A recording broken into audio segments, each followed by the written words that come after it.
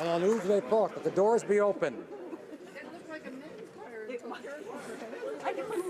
Please turn the mics off.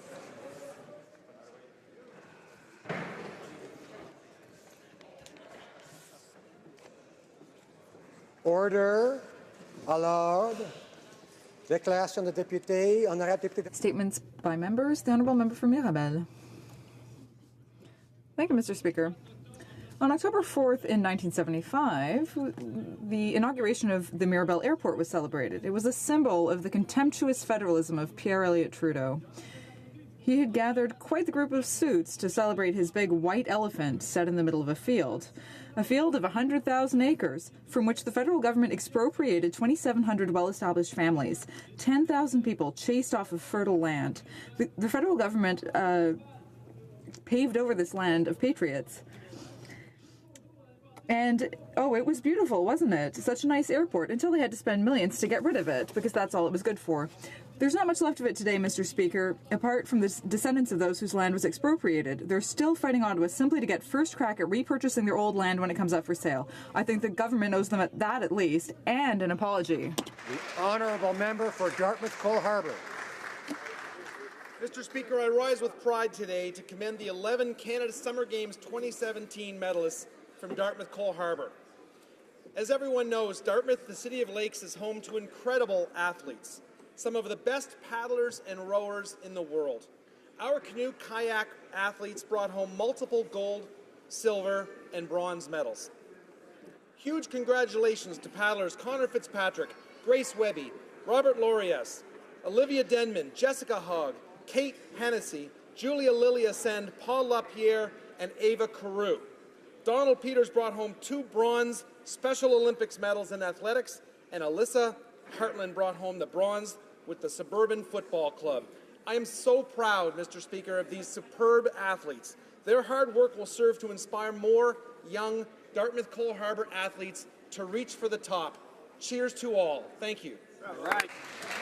The Honourable Member for Langley Aldergrove.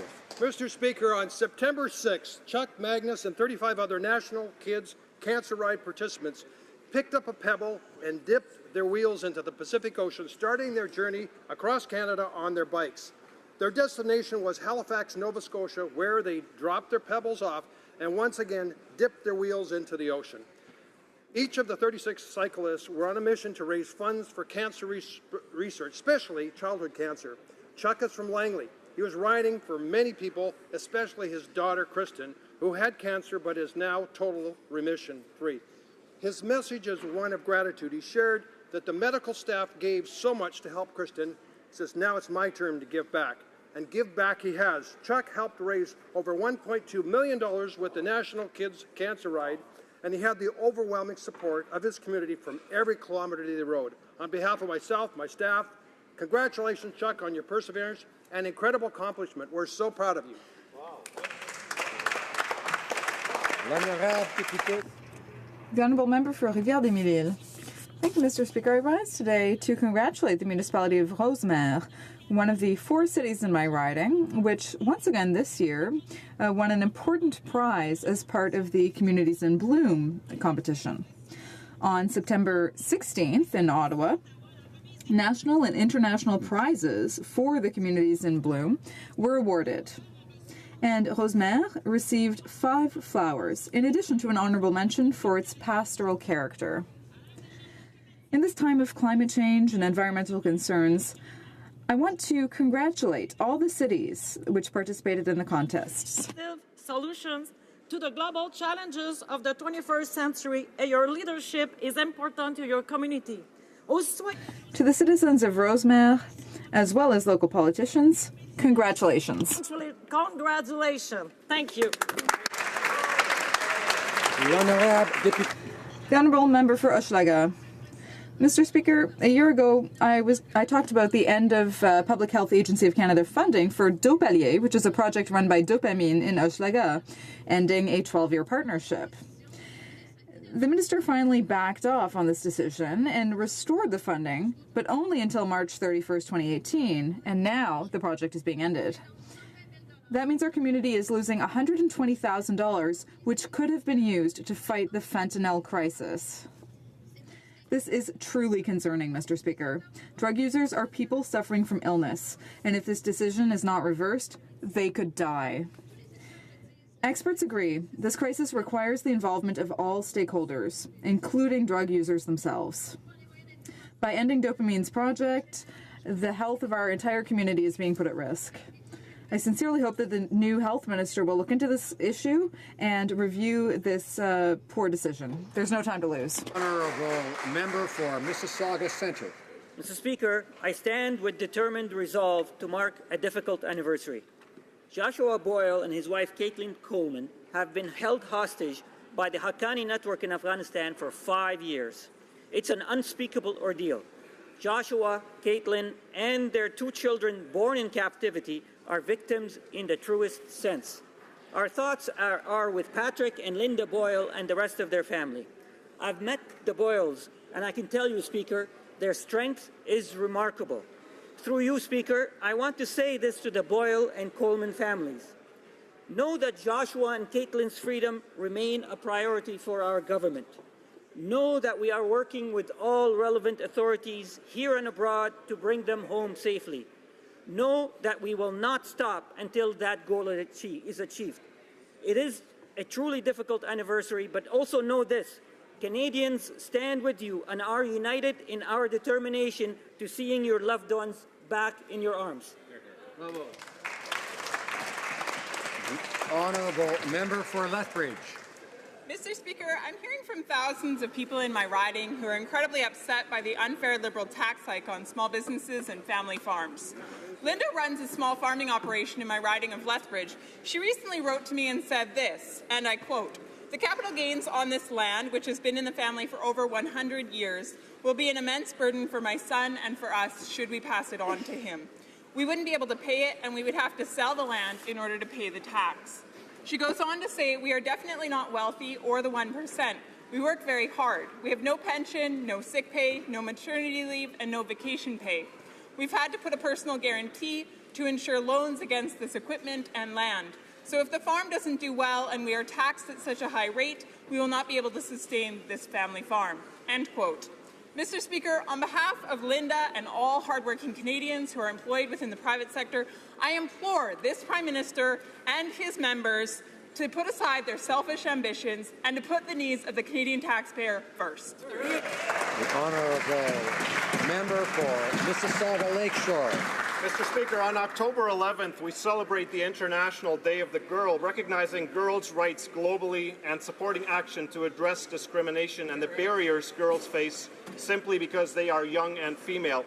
Today, we're joined on Parliament Hill by 17 young ambassadors from Plan International Canada, Mr. Speaker, an NGO supporting young women from across Canada to declare that they belong in their dream jobs.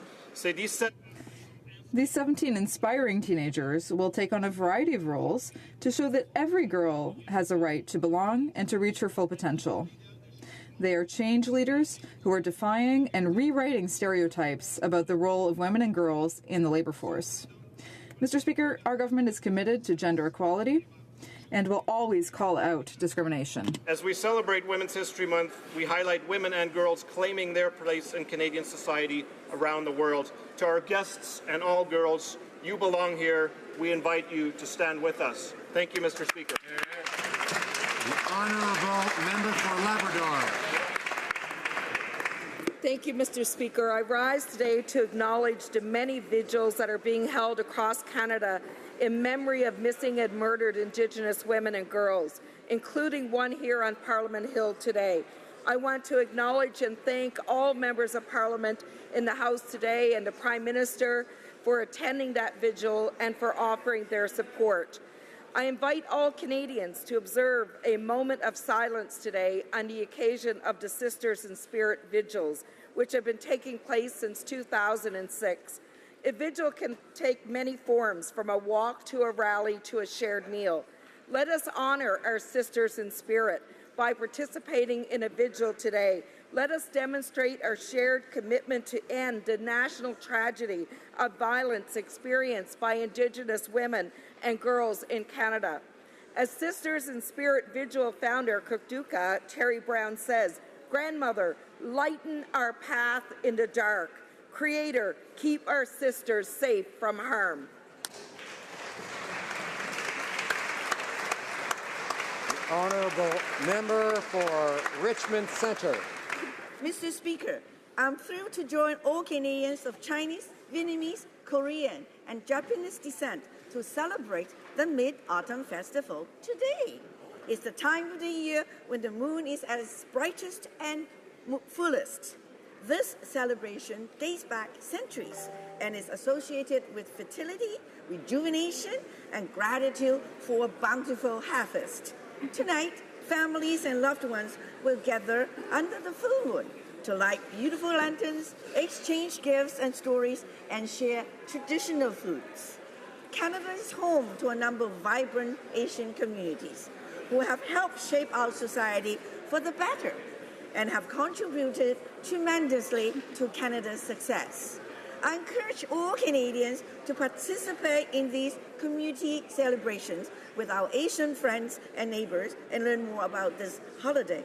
On behalf of the riding of Richmond Centre, I'd like to wish all those celebrating a happy Mid-Autumn Festival. The honourable member for Kitchener Centre.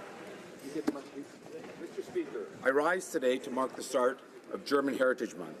This month, we recognize the contributions that German Canadians have made to our country.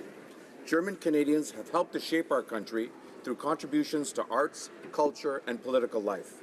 This holds especially true in the Waterloo region, where this year we are honoring Joseph Mosser as well as the sons of Friedrich Rumpel and their descendants as part of German Pioneer Day.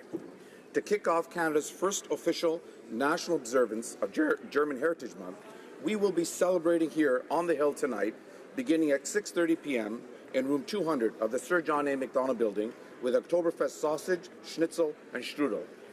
And, Mr. Speaker, the celebration will continue in the Kitchener-Waterloo region next week with the largest Oktoberfest outside of Germany.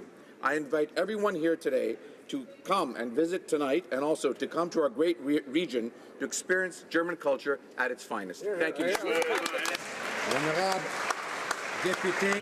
The honourable member for Saint-Boniface-Saint-Vital. Monsieur le Président, Mr. Speaker. Today in honor of the National Day of Vigils to remember the more than 1,000 murdered and missing Indigenous women and girls. Aujourd'hui, Today, we're invited to gather to remember those that we've lost, to raise awareness about this national tragedy, and to support those who have lost loved ones. there are a number of ways that we can honor the victims, such as a moment of silence, a family gathering, or a large community vigil. You could also hang a red dress in commemoration, a project started by Winnipeg Métis artist Jamie Black. I invite all of my colleagues in the House to take a moment today to remember and honor the memory of missing and murdered Indigenous women and girls in Canada. Thank you. Miigwech, Ninana Sko Mitan, Koyan Ni Mi Ik, Marcy. The honourable member for Markham Unionville.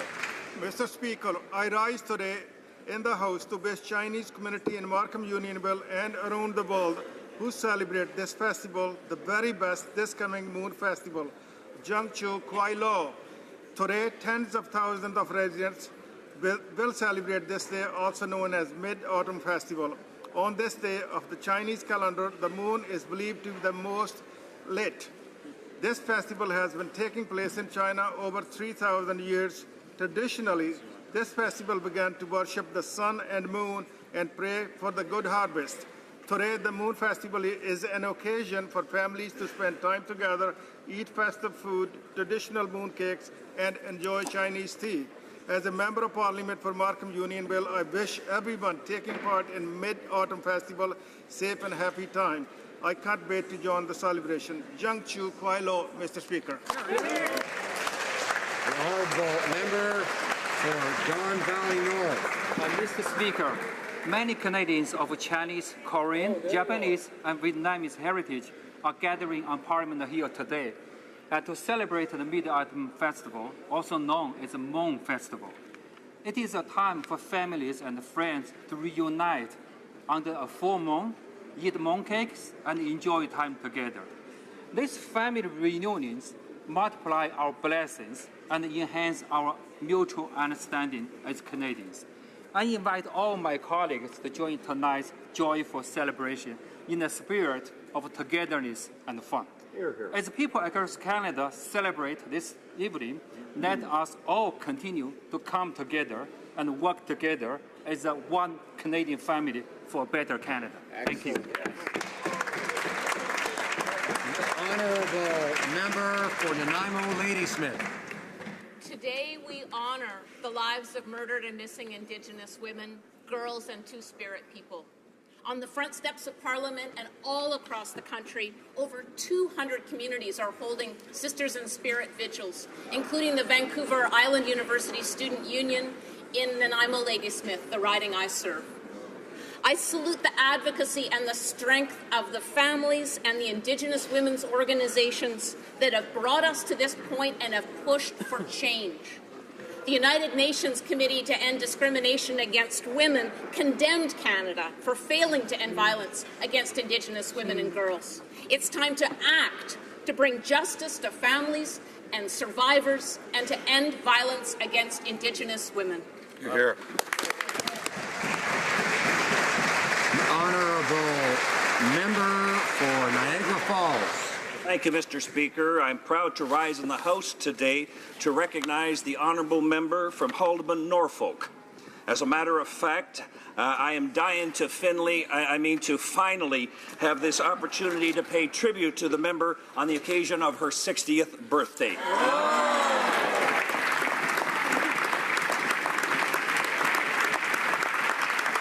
I have more here.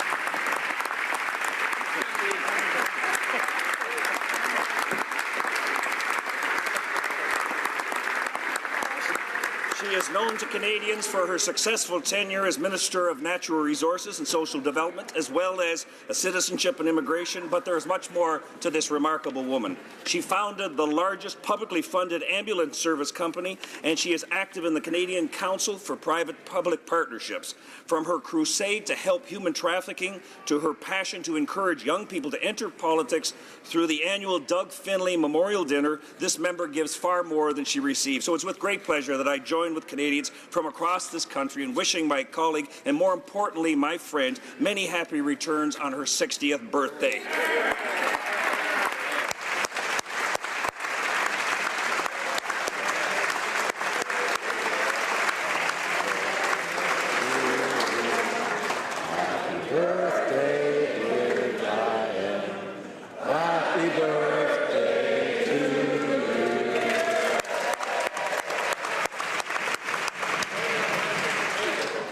Of course, we aren't usually supposed to refer to a member by name, but occasionally we make exceptions. The honourable member for Edmonton Centre. Mr. Speaker, last week our lives were shaken by tragic events in Edmonton and in Las Vegas that injured Edmontonians and that took the lives of Albertans and Canadians.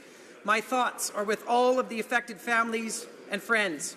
The Minister of Infrastructure and Communities and I attended a vigil in response to the Edmonton attack, where all levels of government came together with our community to declare, "We will not be divided." I would like to thank the Edmonton Police Service for working tirelessly to keep Edmontonians safe.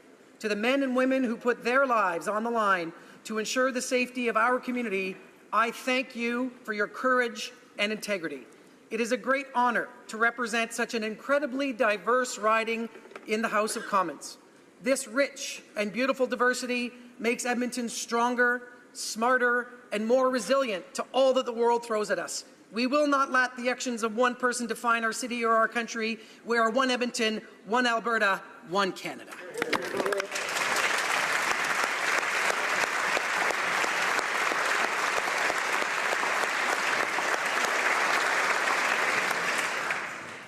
Oral questions, questions orales. The honourable leader of the opposition. Mr. Speaker, thousands of Canadians are calling on the Prime Minister to listen to their concerns and to extend the consultations on tax changes, which are unfair. Yesterday, the Prime Minister had an opportunity to show that he was really listening to Canadians, but he ignored the small business owners and farmers and voted against our motion. Will the Prime Minister admit that he's refusing to listen to Canadians simply because these tax changes won't affect his own personal family fortune? The Right Honourable Prime Minister. Mr. Speaker, we were elected on a promise to increase taxes on the wealthiest and to decrease them for the middle class. That is what we have done, and that's what we're going to continue to do every day in this House, because we know that putting money in the pockets of middle-class families generates economic growth and benefits everyone. With respect to listening, Mr. Speaker, we have been listening for months. We are listening to Canadians. We're going to continue to listen to Canadians as we finalize our bill. The Honourable Leader of the Opposition. Is, Mr. Speaker, is every time that they touch the tax code, it's the middle class that end up paying right. more. And thousands of small business owners and the workers they employ have told that to the Prime Minister, that they will be hurt by the tax changes that they've proposed, but he's ignored them every step of the way. But one group that won't be hurt are the millionaire investors and shareholders and people like the Prime Minister and the Finance Minister. Now, we know that he incorporated to collect thousands of dollars in speaking fees from charities. We know that he has a multi-million-dollar trust fund, and he brags that his fortune won't be touched. So if this really is about taxing the rich, can the Prime Minister list a single proposal in these new changes that will cost him even a... Right Honourable Prime Minister. We got elected on a commitment to Canadians to raise taxes on the wealthiest 1%, to lower them for the middle class. And that's what we did. It's the first thing we got into this House to do, and that's what we've continued to work on every day, and we will continue to do that. Continue to work to make our tax system fair. If the member opposite wants to propose to raise corporate tax rates, he can do that, but we think that's a bad idea. We think competitive tax rates for small business and for corporations makes a lot of sense. The Honourable Leader of the Opposition. Order. Mr. Speaker, that might be what they try to do, but the results of their action is that the wealthiest Canadians are paying less and middle-class Canadians are paying more in almost every single case. He's lost all credibility on this issue, and he continues to defend the proposals that he's put on his department's website, including the fact that many of these changes will be retroactive to this summer. So after weeks of denying that these tax changes would hurt the very people he claims to help, will the Prime Minister now finally admit that what they proposed was going to hurt the very people they claim to help? Right Honourable Prime Minister.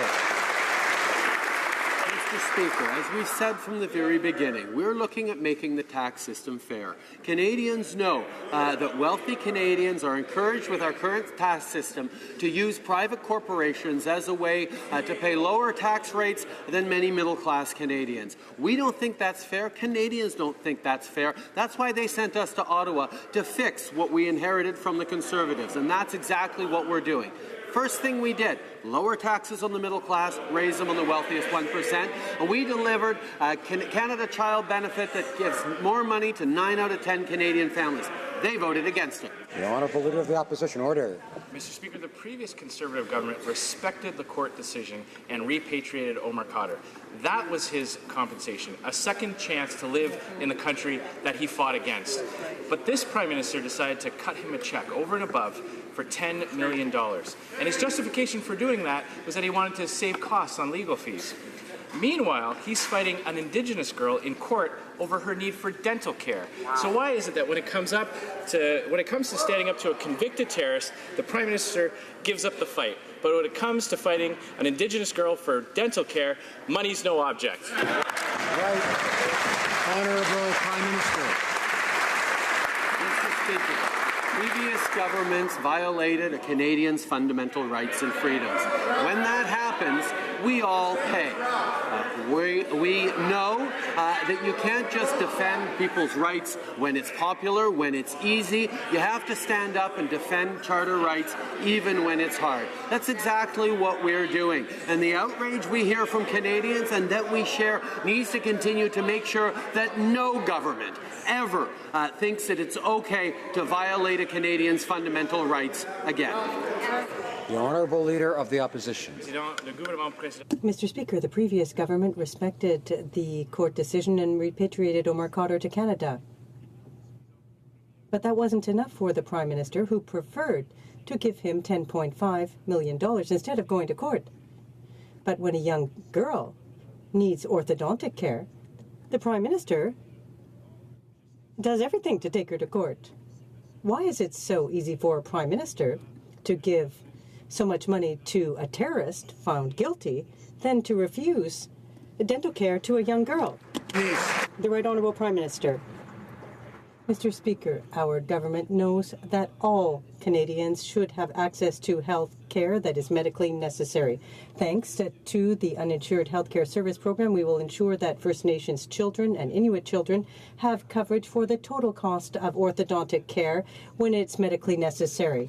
As we progress in the creation of the new Department for Indigenous Services, we will ensure that and look at improving all services.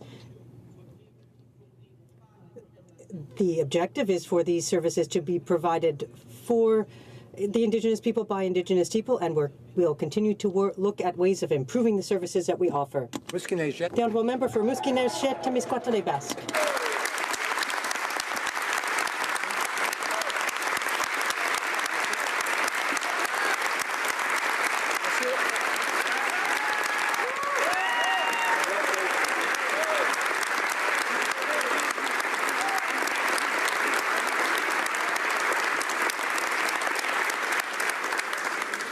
Merci, Monsieur le Président.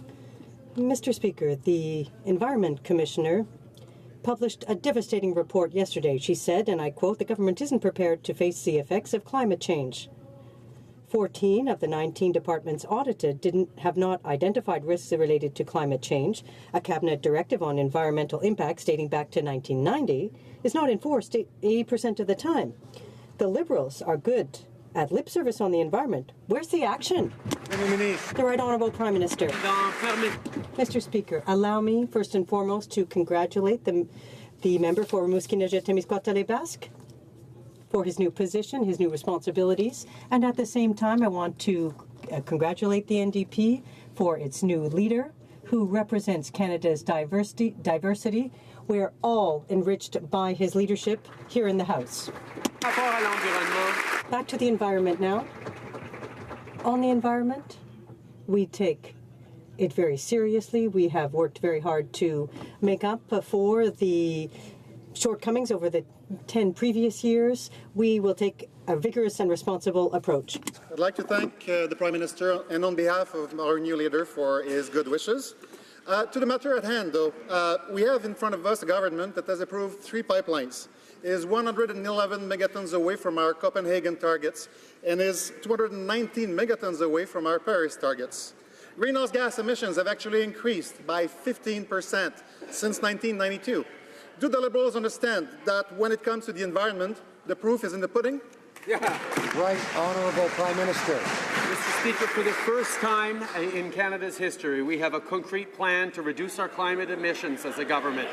We actually are going to reach our Paris targets. And the way we're going to do that is by understanding that you can't separate economic growth from protecting the environment. You need to do it together. That's what Canadians expect. The Conservatives ignored our environmental responsibilities for 10 years. The NDP aren't focused on growing the economy. We know you have to do them both together. That's exactly what we're doing with a historic plan to price carbon, a historic plan to work with the provinces and to move forward. The Honourable Member for Musqueam-Neige-Témiscouata-les-Basques. But we're still waiting to see the actions. Here, here. Governing, Mr. Speaker, should be about establishing clear and fair rules for everyone. Yet this Heritage Minister chooses to make deals with foreign multinationals, allowing them to forego paying their fair share. And she has been clear, Netflix is just the first in the long line. Spotify, Facebook, Twitter, YouTube, you're next. When will the Prime Minister listen to reason and realize that this deal means outsourcing our cultural industries to American companies? Right Honourable Prime Minister. On the contrary, Mr. Speaker, we recognize on this side of the aisle that the cultural universe is changing. Whether we like it or not, less people are watching TV on TV and more on the internet. And that's why we are reaching out to different ways and new ways to finance our content creators, finance the great production companies in Quebec and across Canada to ensure that we're able to produce Canadian content that will be consumed not just across this country, but around the world. We believe in our content creators, and that's the investments that we're drawing in from around the world. The honourable member for...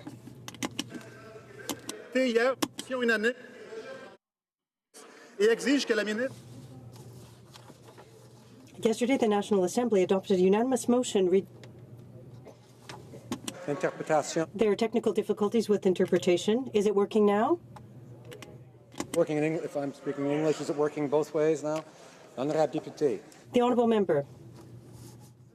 Yes, as I was saying, the National Assembly wasn't convinced by the minister's arguments because it adopted a motion rejecting the Netflix agreement and calling on the minister to defend our cultural industries. The Quebec Ministers of Culture and Finance denounce the inequity in the rules. The Union des Artistes also expressed its concern following a meeting with the Minister of Heritage. What did the minister say? That other similar agreements are in the pipes. Prime Minister. Mr. Speaker, during the election campaign, we committed to not increasing taxes on Canadians, and that's what we're doing. We will not be increasing taxes for Canadians. Now, when it comes to cultural investments, we're very proud that we have, for the first time, sought out investors like Netflix that will put $500 million into Canada in our cultural content creators, in our production companies,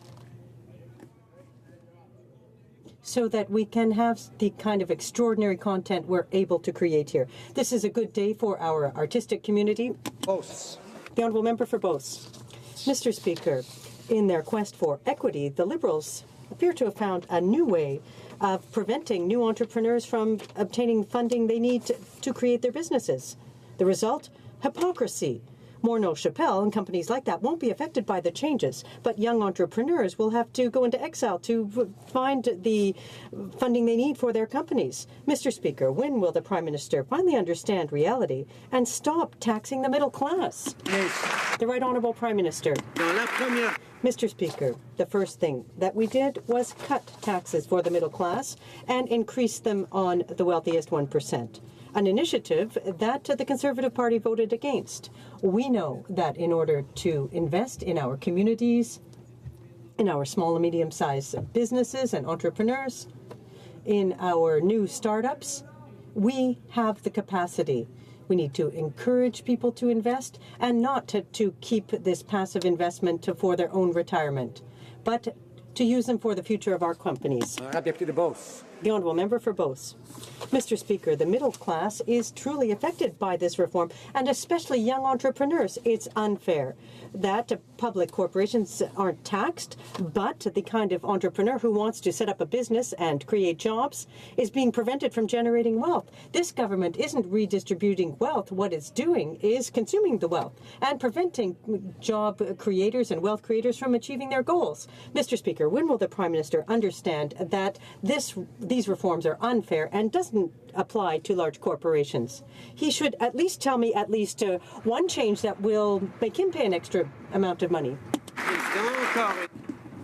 Mr. Speaker, once again, the members opposite prefer to talk about me than businesses.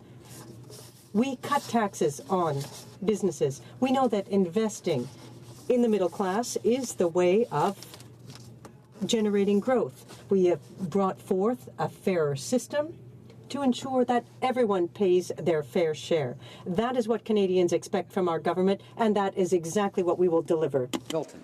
Mr. Speaker, what the Prime Minister doesn't understand when we get up and we talk about these stories that we're hearing, we're not talking about him. What we're talking about is what constituents are saying about him. And they are saying it. Last night, after they voted to close consultations on these tax changes, I went to Cornwall, Ontario. There's 130 people in that room that said, well, we're not done with giving information to the Prime Minister and to this cabinet. One woman stood up, Mr. Speaker, and she said, look, I've been in this community for a long time, and right now I've promised my daughter we're not going to move, and now we're going to have to move. And her complaint is this: her family fortunes are changed, but his aren't. Right Honourable Prime Minister. Speaker, we've been listening to Canadians across this country over the past months, and we've been listening to them for years, who recognize that the system we have encourages wealthy Canadians to use private corporations to get out of paying the same tax rates that middle-class Canadians have. That's not fair, and that's exactly what we've committed to change. But we've heard the concerns of Canadians, and that's why we have committed that as we move forward with making the tax system fair, we will do nothing to harm small businesses or the middle class. Honourable member for Milton.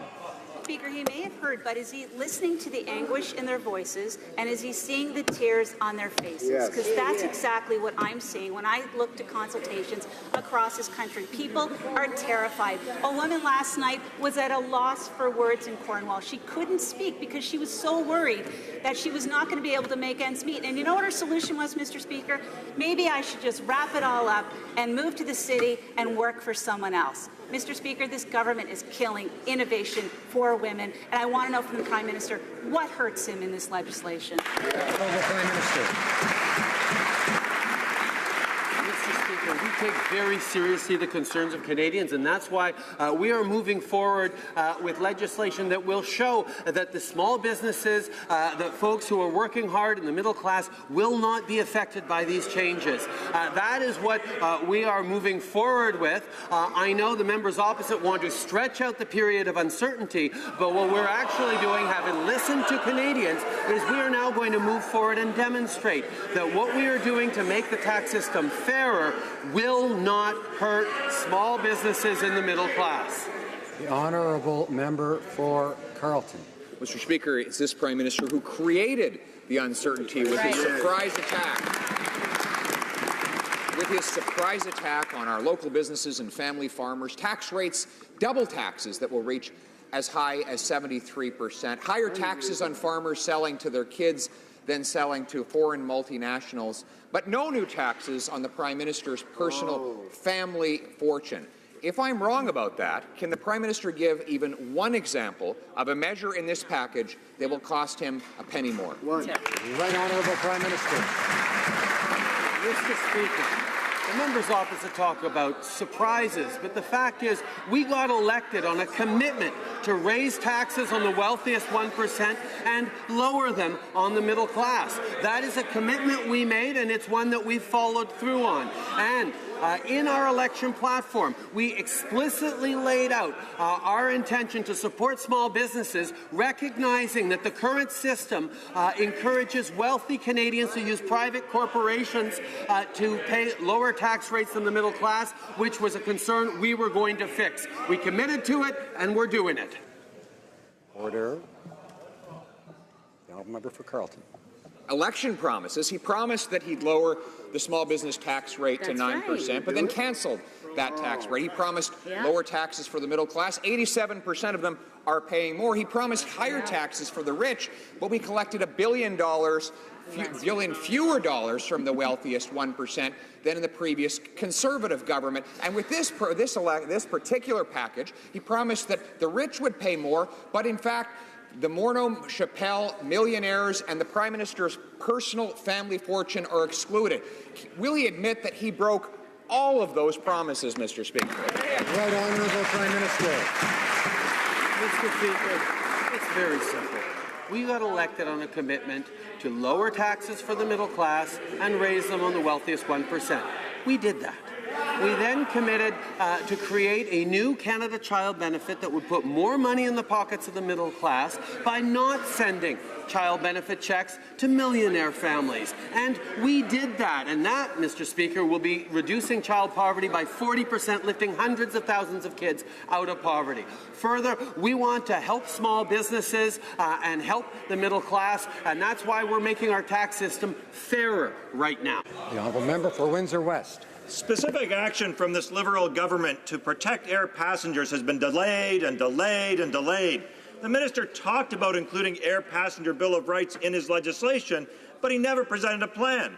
Instead, he wants to leave it to the airline industry itself. The safety and rights of passengers must be prioritized. That's the whole point. Now, Mr. Speaker, the NDP actually had amendments to protect customers and consumers right now. The Minister of Transport doesn't want to do his job. Will the Prime Minister now step in and side with passengers for a change? Right, Honourable Prime Minister. Mr. Speaker, we made a commitment to bring in a passenger's Bill of Rights, and that's exactly what we're doing. We know that protecting airline passengers and travellers across this country is an important issue for Canadians, and that's why I'm so proud of the work that the Transport Minister has been doing, working with industry, working with advocacy groups, working with citizens to ensure that for the first time we actually have a passenger Bill of Rights there to protect our passengers. The Honourable Member for Trois-Rivières. Well, Mr. Speaker, yesterday at committee, the Liberals rejected all our amendments to immediately create an air passengers Bill of Rights. Eternal consultation has become the Liberals' trademark at a time when many witnesses have told us that solutions already exist. It all seems to indicate that the Liberals are in cahoots with the large airlines in order to immediately avoid other scandals like Air Transat or United. Why doesn't the Minister of Transport or the Prime Minister immediately guarantee rights for our air travellers? The Right Honourable Prime Minister. When Canadians purchase a ticket, they expect to be treated with respect and by the airlines. That is why our government has introduced a bill in order to establish new passengers' rights. We have put airline companies to the challenge of complying with it now in order to respect passengers' rights in this country. The Honourable Member for Louis-Saint-Laurent. Mr. Speaker, yesterday the Prime Minister met his counterparts, his provincial counterparts, and the Premier of Quebec wasn't happy. Like thousands of Canadians, he acknowledges that the government's tax reform will affect middle-class Canadians. Here's what Premier Couillard, the Liberal Quebec Premier, said. We're not talking about rich people, we're talking about people in the middle class. Middle class. It's not a Conservative who said that. It was the Quebec Premier. Will the Prime Minister finally acknowledge that the reform will affect middle-class Canadians directly, whereas his trust fund won't be affected? I was very happy, Mr. Speaker, to sit down with the Premiers yesterday. We have a good working relationship, especially with the Premier of Quebec, who was very happy to hear that we will be rebalancing this initiative to create tax fairness will not target the middle class. It will help the middle class and will help small businesses. We are ensuring that we're going to be creating economic growth for all. The Honourable Member for Louis-Saint-Laurent. Well, Mr. Speaker, that's not what the Premier said yesterday. Now, there is another issue, Mr. Speaker, the transfer of companies to a family member. It will cost it more if they transfer it to a family member than to sell it, and that makes no sense. I'm not the one who said that. It's the Quebec Liberal Premier who said, back in the regions, back at home, more often a company leaves a region instead of going to a family member. This is going to result in a loss of economic activity. Will the Canadian Prime Minister acknowledge that his tax reform will affect middle-class Canadians and especially people in the regions? The Right Honourable Prime Minister. Mr. Speaker, we heard that concern over the months, and that's why I can assure you and everyone in this House and across the country that the reform will not make it more difficult to sell a family business on to a family member to the next generation. That is important. We will be protecting that, and it's part of what we will be carrying out in the bill. Mr. Speaker, Rita Felder, owner of FFM and Field Farms in my riding, has worked for 15 years to build a business that employs 50 people, including her family. She knows that these Liberal tax changes will have a devastating impact on her business and jeopardize their children's dream of taking over the farm. But if this is really about going after the wealthy, then which of these tax changes will force our wealthy Prime Minister to pay 1 penny more in taxes? The Right Honourable Prime Minister. Mr. Speaker, we recognize that Canadians have questions and concerns about this tax, making tax system fairer. We've heard those concerns, and we are allaying them. We recognize that nothing we're doing is going to harm middle-class Canadians. This is a measure that goes after a system that encourages wealthy Canadians to use private corporations to pay lower tax rates than hardworking middle-class Canadians. That's not fair. That's what Canadians sent us to Ottawa to fix, and that's exactly what we're working on every single day in this House. Honourable Member for Foothills. Mr. Speaker, class warfare shouldn't be government policy, but these unfair Liberal tax changes don't distinguish between hard-working Canadian farm families and real tax cheats. A new technical analysis of these changes show that over a 20-year period, the typical Canadian farm, 3,000 acres, will pay $1.3 million in new Liberal taxes. Whoa. Why is the Prime Minister going after hard-working Canadian farm families to the tune of $1.3 million when his own family fortune is untouched? Why? The Right Honourable Prime Minister. Mr. Speaker, we recognize that there are concerns about these changes, and that's why we have listened, and that's why we are bringing forward measures that will demonstrate that we are focusing on supporting the middle class and helping our small businesses. It is the wealthiest Canadians who use our current system as a way of paying lower taxes than middle-class Canadians that is unfair. That's what Canadians know, and that's what Canadians expect from this government, to make sure we're supporting the middle class and those hard-working farmers and fishers right across this country. The Honourable Member for North Island, Powell River. Mr. Speaker, we have never had a national strategy that focused exclusively on Canadian seniors. Yesterday at committee, Liberal MPs repeatedly stated that we would finally see one. One Liberal MP said, quote, "We are doing one. That's the whole point of this." Yet, when the minister was asked about this directly, the minister responsible for seniors was completely non-committal. Seniors deserve more than just another study with another report whose recommendations are ignored. So will the Prime Minister commit today to a national senior strategy? Right Honourable Prime Minister. Mr. Speaker, the NDP love their national strategies. We prefer actions. That's why one of the first things we did was increase the guaranteed income supplement for our most vulnerable seniors by 10%. That's almost $1,000 more in the pockets of our most vulnerable seniors. We strengthened the CPP for a generation.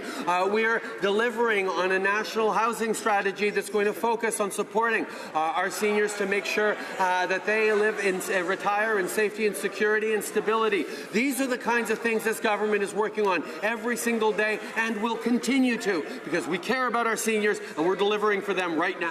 The order. The Honourable Member for Saint-Hyacinthe-Bagot. Mr. Speaker, yet again, a news story about Phoenix has emerged. The story tells of a government that was supposed to save $688 million taxpayer dollars by using a new program. As everyone knows, this is not the case. The Phoenix fiasco has been going on for almost 2 years, and thousands of workers still don't see light at the end of the tunnel. At mid-mandate, will the Liberals stop blaming the Conservatives, do their job, and make sure that every public servant is paid under Phoenix? The Right Honourable Prime Minister. We recognize that this is an unacceptable situation, that somebody is working and not being paid. That is why we are working so hard to resolve the problems that we inherited. The reality is that we are working with the public service, with the unions, with people throughout the public service who are all working extremely hard with the government in order to resolve this problem as quickly as possible, because this is unacceptable. Mississauga, Erin Mills. Mr. Speaker, myself and many of my constituents in Mississauga, Erin Mills, were not born in Canada, but that doesn't make us any less Canadian. I remember the day when I proudly took the oath of Canadian citizenship along with my family, one of the most humbling moments of my life. The Harper Conservatives put in measures in the Citizenship Act that told Canadians like me that we were below those who were born on Canadian soil. Can the Prime Minister please update this House on how our government is ensuring fairness for all Canadians, regardless of where we were born? The Right Honourable Prime Minister. I want want to thank the member from Mississauga, Erin Mills, for her question and for her incredible advocacy on so many important files. In 1 week from today, on October 11th, key changes to the Citizenship Act resulting from Bill C-6 will come into force. We delivered on a promise we made to Canadians to repeal the unfair two-tiered citizenship provisions brought in by the previous Conservative government. We know that one of the strongest pillars for successful integration into Canadian life is achieving Canadian citizenship. We know diversity is our strength, and for this side of the House, a Canadian is a Canadian is a Canadian.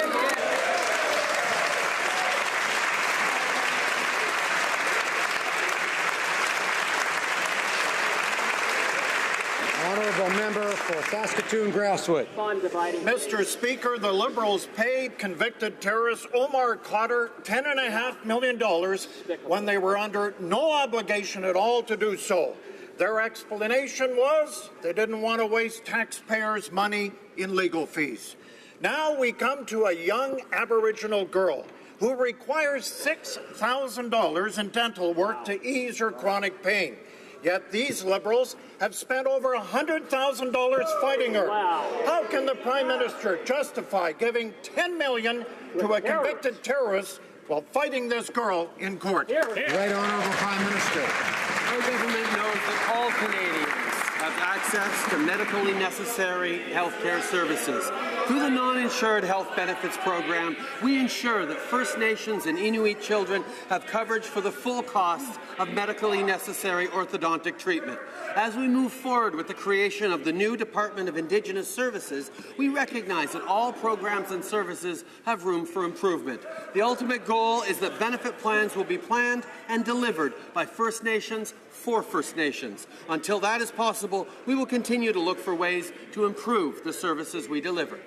The Honourable Member for Barrie, Springwater, Oro-Medonte. Mr. Speaker, the Prime Minister's talk is cheap. The Prime Minister says one thing, and yet his government does another. The Liberals denied $6,000 in dental surgery to a young First Nations girl, and then racked up $110,000 in legal fees fighting this young girl. But when it comes to terrorists, they just give up and write a check? Why did this Prime Minister give a convicted terrorist, Omar Khadr, $10.5 million, but deny a young First Nations girl $6,000 for dental surgery? Right Honourable Prime Minister. Mr. Speaker, the actions of previous governments left Canadians liable for up to $40 million in payouts to Omar Khadr, and we didn't think that was right. We know that when governments violate Canadians' fundamental rights and freedoms, everyone ends up paying. And that outrage that everyone is feeling about the Omar Khadr settlement, I hope continues to make sure that no future government ever violates a Canadian's fundamental rights again. Order. Order. Most members in all parties, the clear majority, are able to sit through question period and hear things they don't like, lots of them, without commenting when it isn't their turn. So I would urge members to not comment when it's not their turn. The Honourable Member for Kamloops, Thompson Caribou. Mr. Speaker, the Liberal government needs to gain some perspective. They rushed a $10.5 million payout to convicted terrorist Omar Khadr. They had no legal obligation to do so. At the same time, they're fighting Josie, a Cree young girl who needs $6,000 worth of dental surgery. They spent $110,000 fighting her in court. Can the Prime Minister stand up and justify why a convicted terrorist gets a rush payment while they continue to fight Josie and her family? The right Honourable Prime Minister.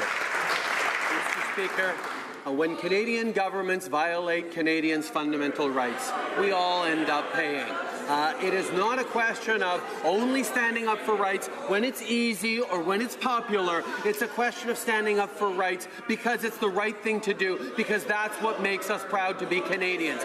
We stand up for people's rights, period. And that's why when the government violates people's rights, subsequent governments end up paying. That's the way it works, and hopefully it'll never happen again because Canadian governments need to respect Canadians' rights. Order. The Honourable Member for Kamloops, Thompson Caribou. Mr. Speaker, last week the Indigenous Service Minister gave a glowing speech about her commitment to improve health services for First Nations.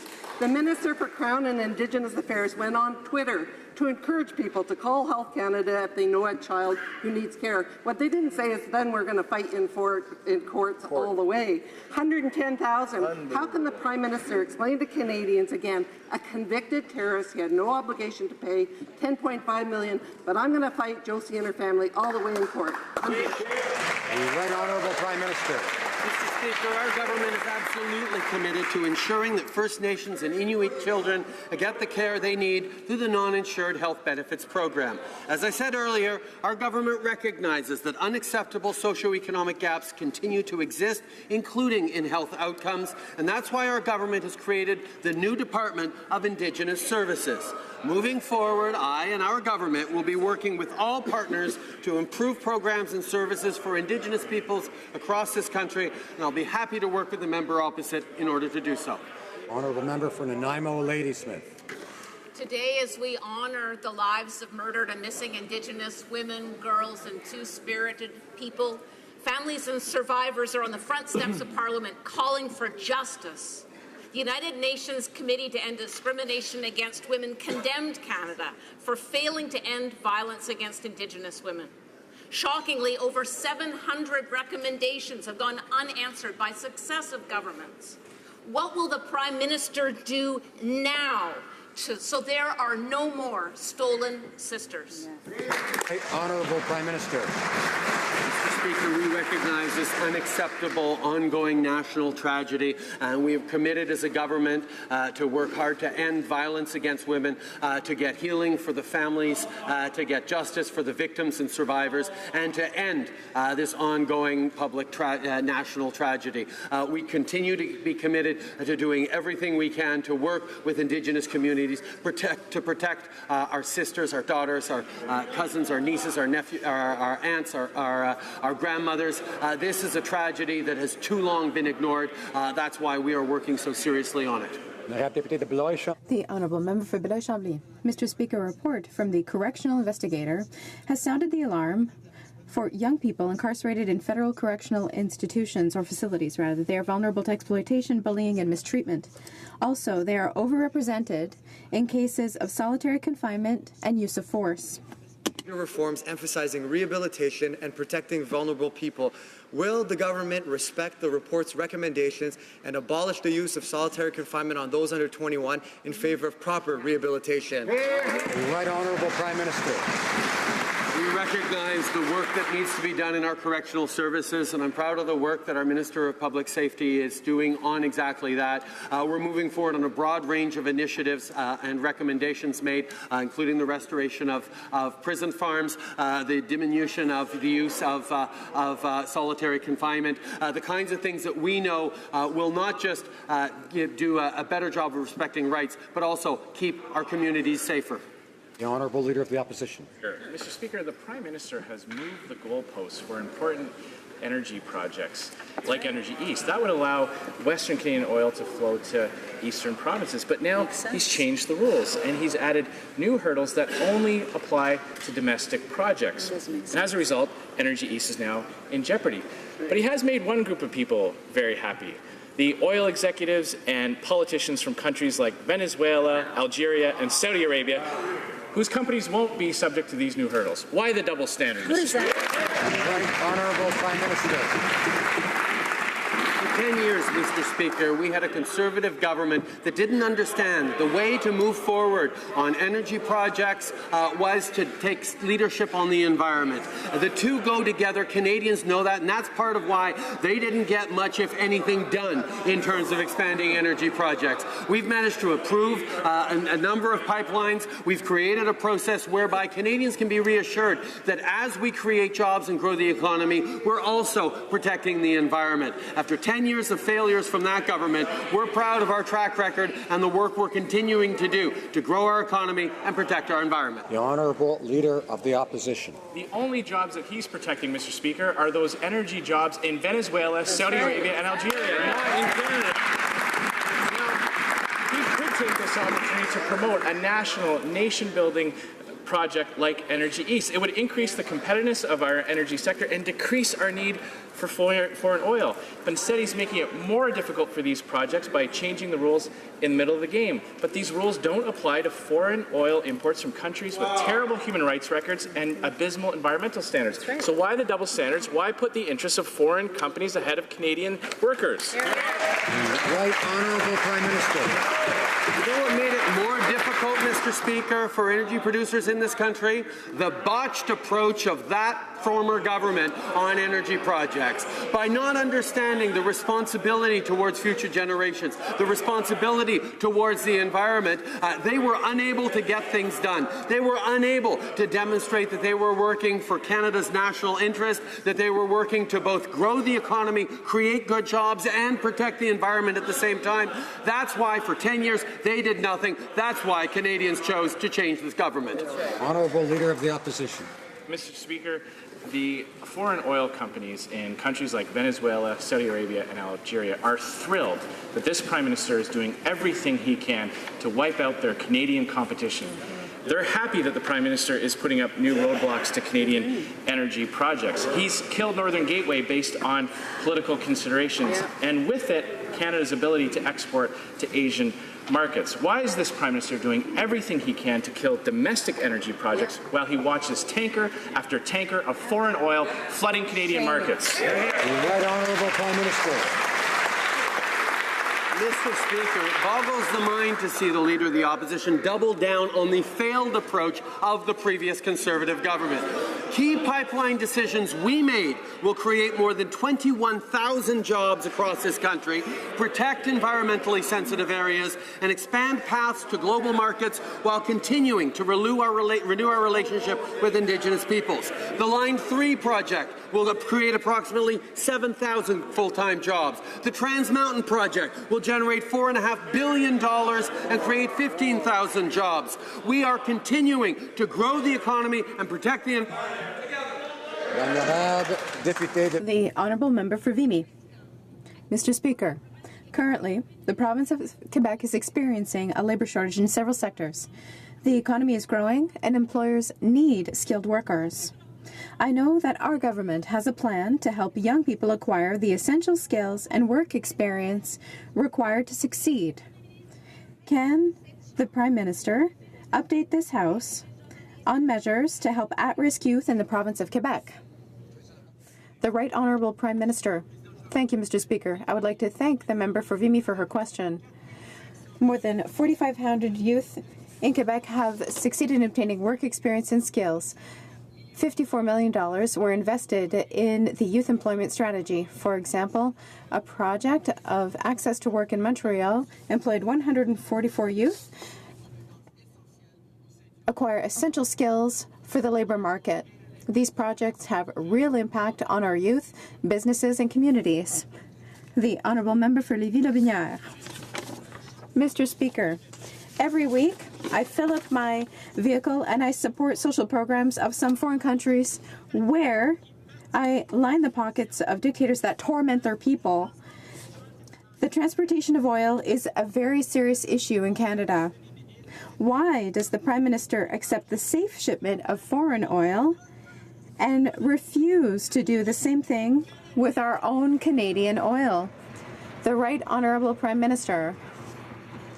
Mr. Speaker, for 10 years, the member on the other side was part of a government that completely failed to demonstrate to Canadians that they could create energy projects that were in their interests, in their common interests. Canadians withdrew their support for the former government in terms of job creation and natural resources projects and its capacity to govern our country. We have a different approach that recognizes that the environment and economic growth have to go together, and we will always invest and understand that element. The Honourable Member for Salaberry-sur-Roi. Speaking of the environment, Mr. Speaker, this is the 25th time I've risen in this House to obtain information on the Catherine Spirit, information which has not always been provided regularly. The calls for tender for dismantling the Catherine Spirit ended 10 days ago, and neither the Mayor's office nor mine have been informed of the next steps. Can the government inform the public regarding the next steps, namely when the contractor will be selected, and if work will start in time to be completed by the fall of 2019 at the latest, as has been promised several times. The Right Honourable Prime Minister, the government is going to protect Canadians' health and safety and that of our waters. We are taking the necessary steps to make sure that the Catherine Spirit will be removed safely and efficiently. In July 2016 and June 2017, Public Services conducted many environmental impact studies to dismantle the vessel. We are waiting for the contracts to be attributed this fall. Things Lennox and Addington. Mr. Speaker, we know that a strong and competitive agricultural sector is vital to Canada's prosperity, creating good jobs, growing the middle class, and bringing high-quality products to the table of Canadian consumers. Canada's beef sector is an important driver of economic growth, contributing $2.69 billion and 61,000 jobs to my province of Ontario. Could the Prime Minister highlight some of our government's recent investments to help create growth and opportunities for our beef farmers? Thank you. The Right Honourable Prime Minister. Mr. Speaker, I'd like to thank the member for Hastings, Lennox and Addington for his question and for his tireless work and advocacy on behalf of farmers right across this country. We were proud to recently announce an investment of $4.4 million to help farmers innovate, expand markets and manage their business risk. As part of this investment, $2.2 million will support our world-class beef farmers here in Canada. We also announced over $3 million in investments in beef research with the Beef Farmers of Ontario, the Elora Beef Research Centre, and the University of Lethbridge. These investments will help make our beef farmers more competitive while supporting jobs. The Honourable Member for North Okanagan-Shuswap. Thank you, Mr. Speaker. The Liberals' incompetence on reform of the public service pay system has now put public safety and public interest at jeopardy. Canada Coast Guard vessels in Newfoundland and Labrador remain docked because Coast Guard personnel have not been paid. 19 months after launching the Phoenix pay system, the Liberals have yet to fix the problem they implemented.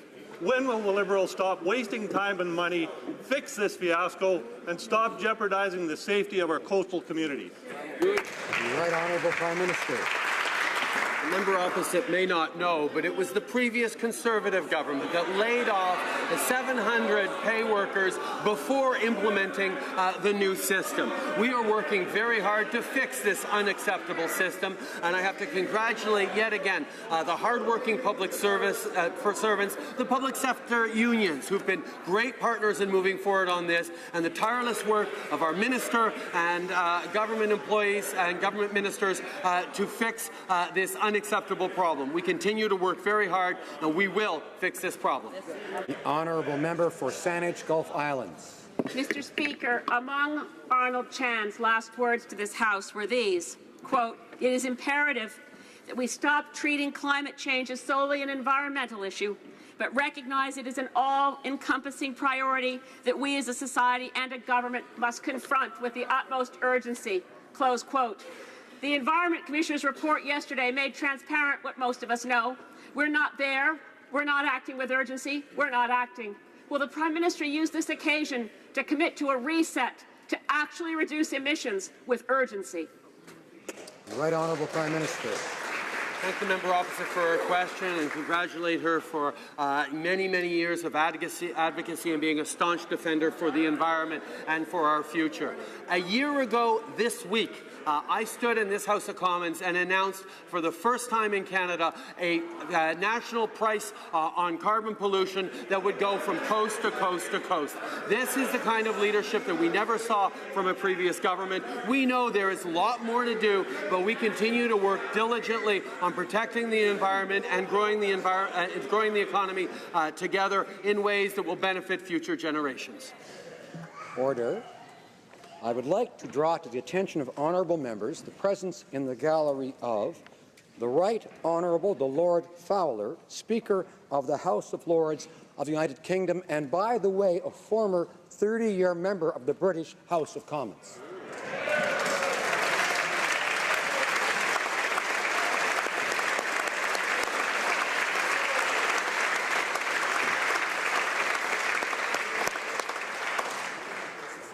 Tabling of documents. Is there someone rising up?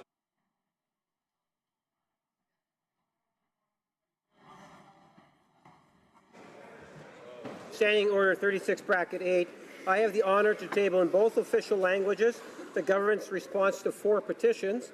And while I'm on my feet, Mr. Speaker, I would move, seconded by the member from Gatineau, that the House do now proceed to the orders of the day.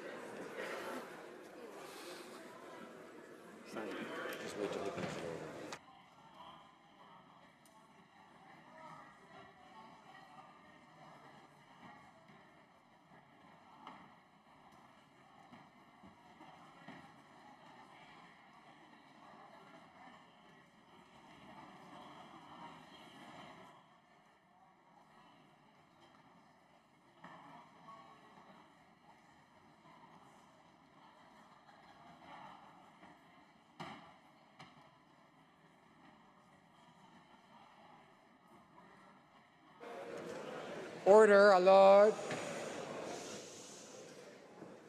Mr. Lamoureux, seconded by Mr. McKinnon Gatineau, moved that the House